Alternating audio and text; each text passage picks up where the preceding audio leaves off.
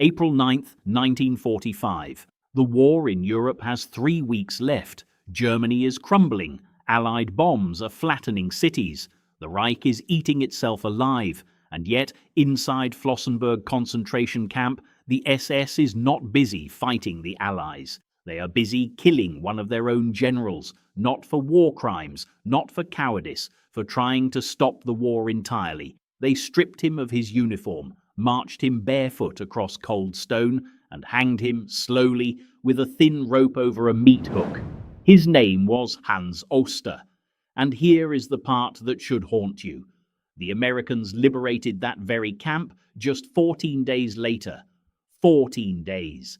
That's all the Nazis needed to rob the world of one of its most extraordinary, most quietly courageous men who ever put on a German uniform. Think about that.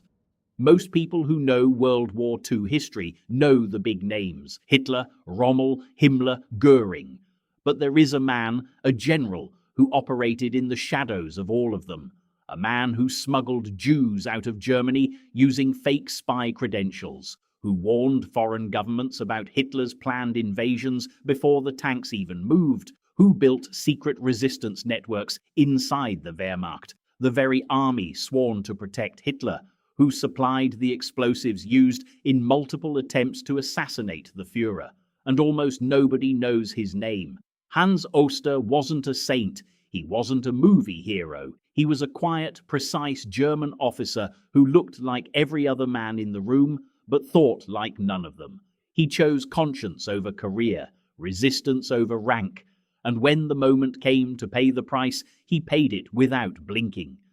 This is not just a story about one man. This is a story about what it costs to be right when everyone around you has chosen to be wrong. Stories like this shouldn't be forgotten.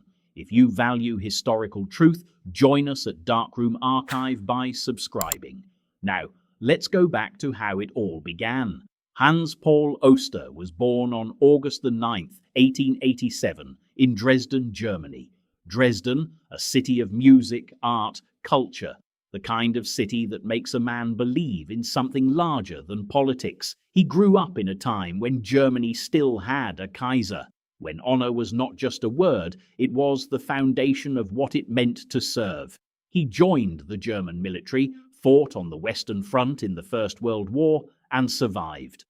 That alone made him part of a generation permanently shaped by blood and mud, and the quiet question no soldier can escape: what was this all for? And then came 1919, the Treaty of Versailles. Germany humiliated, stripped of its military strength, shackled with war reparations that crushed an entire nation's spirit. For a man like Oster, a career soldier who believed in his country deeply, this was personal. When the Nazi Party rose through the chaos of the 1920s and early 1930s, promising to restore Germany's strength and dignity, Hans Oster, like many German officers, initially thought this might actually work. He was wrong. But here is the crucial thing. When Oster realized he was wrong, he did something about it. Most men in Nazi Germany looked away. Hans Oster looked directly at it and started planning. By the mid-1930s, Oster had climbed into one of the most powerful and dangerous positions in Nazi Germany. He became deputy head of the Abwehr, Germany's military intelligence service. Think about what that means. The Abwehr controlled spies. It controlled forged documents. It controlled communications between resistance cells that would otherwise never connect. It controlled cover stories, operations that looked like intelligence work but could secretly be something else entirely.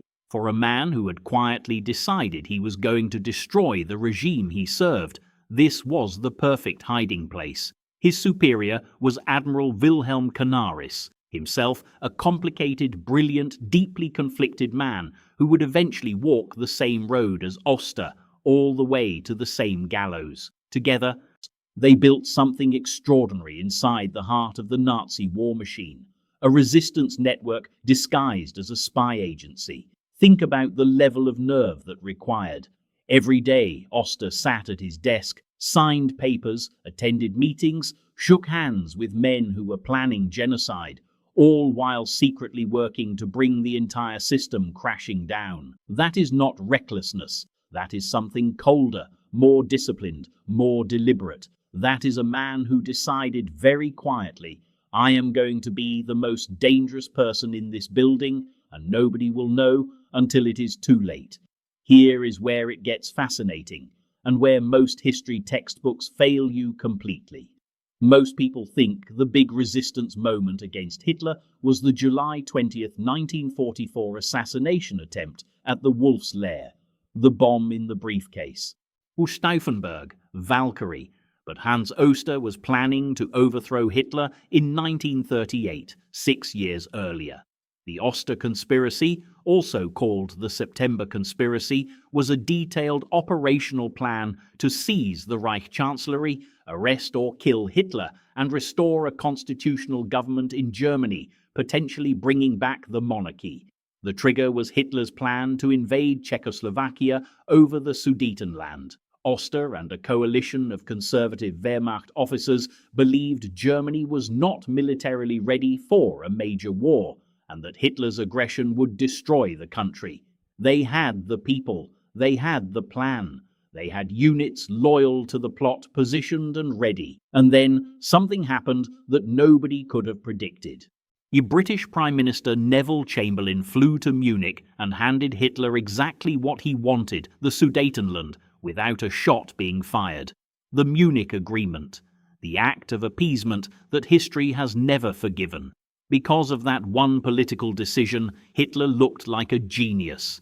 The German military had no justification to move against a leader who had just achieved a bloodless victory. The conspiracy dissolved overnight. Oster sat there, watching the moment slip away, knowing with absolute certainty what the cost of this failure was going to be. He was right. The war came anyway, but now the resistance had lost its best window. But Oster didn't stop. In the spring of 1940, he did something so audacious, so technically treasonous, that historians still debate how to categorize it. He warned the Netherlands and Belgium that Germany was about to invade. Let that land. A senior officer in German military intelligence, the spy chief of Nazi Germany's counter-espionage bureau, personally leaked the invasion plans of the German military to foreign governments. Not once, multiple times. His Dutch contact was a military attaché named Gijsbertus Saas, a close personal friend, and Oster told him the dates, the plans, the details. The Dutch were warned, the Belgians were warned, but they didn't fully act on it. Partly disbelief, partly bureaucratic paralysis.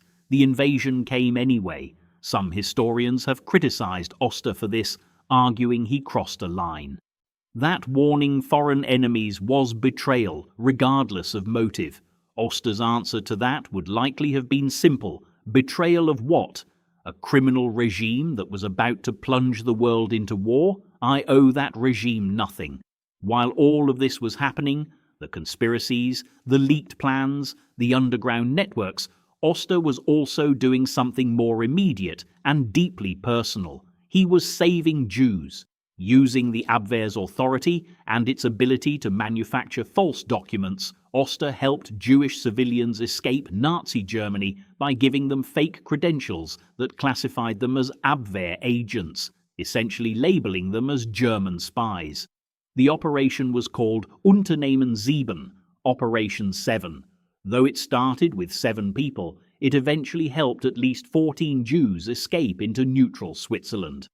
14 people. That might sound small, but in Nazi Germany in 1942, getting 14 Jewish civilians across a border required forgery, bribery, coordination, nerve, and the willingness to die if any one piece of it fell apart.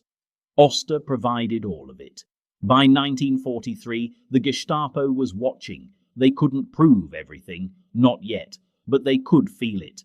The Abwehr had too many anomalies, too many suspicious transactions, too many rescued Jews. In 1943, Oster was arrested on suspicion of helping Abwehr officers who had been caught assisting Jews in escaping Germany. He was dismissed from service, stripped of command, placed under Gestapo surveillance. For a while, it looked like he might survive it. No execution, no trial, just a quiet, watched retirement in a country tearing itself apart. And then, July 20th, 1944. Stauffenberg's bomb exploded at the Wolf's Lair. Hitler survived, and within hours, the most vicious campaign of revenge in the history of the Third Reich had begun. In April 1945, with Allied forces closing in from both sides, the Gestapo made one final devastating discovery. They found the diaries of Admiral Wilhelm Canaris, hidden, coded, but legible enough. Hitler read them personally, and in a rage, the kind of cold, precise rage that had ordered millions of deaths, he issued a direct personal order: execute the conspirators. On April 8, 1945, Hans Oster was brought before a hastily assembled SS drumhead court-martial. No real trial, no defense, no appeal. He was convicted, sentenced to death. Alongside him, Admiral Canaris, theologian Dietrich Bonhoeffer, 3 other resistance figures. The same men who had tried to stop the war, tried together in the final days of the war they had tried to prevent. The dawn of April 9th, 1945, came cold and grey over Flossenburg. The guards came for them before sunrise. By Hitler's explicit personal order, designed to maximize humiliation, they were stripped of their clothes. They would not die as soldiers. They would not die as Germans. They would die as nothing. Hans Oster, 57 years old, walked barefoot across the stone courtyard of a concentration camp he had spent years trying to destroy. He was hanged, not quickly. The rope was thin. The method was deliberate. He died without a final speech, without fanfare, without anyone watching who cared whether he lived or died. 14 days later, 14 American forces liberated Flossenburg. Here is what I want you to sit with. Hans Oster was not a perfect man. He made choices that cost lives and failed to save others. History is complicated like that. It rarely hands us clean heroes. But he was a man who, from the very inside of the most evil machine of the 20th century, made a different choice than everyone around him. He looked at everything, the rank, the uniform, the career, the safety, and said, none of this is worth what it costs. He chose to warn the innocent, to save the hunted, to conspire against the criminal, and to die rather than betray the people who had trusted him with their lives. History almost erased him. The Nazis wanted him forgotten. They wanted him to die naked and nameless in a camp courtyard and disappear. But here we are, saying his name, Hans Oster. If this story moved you, if it made you feel something, share it. Leave a comment below telling me what you think of him. Was he a hero, a traitor, something more complicated than both? And if you haven't subscribed to Darkroom Archive yet, what are you waiting for? These are exactly the stories I am here to tell. I will see you in the next episode.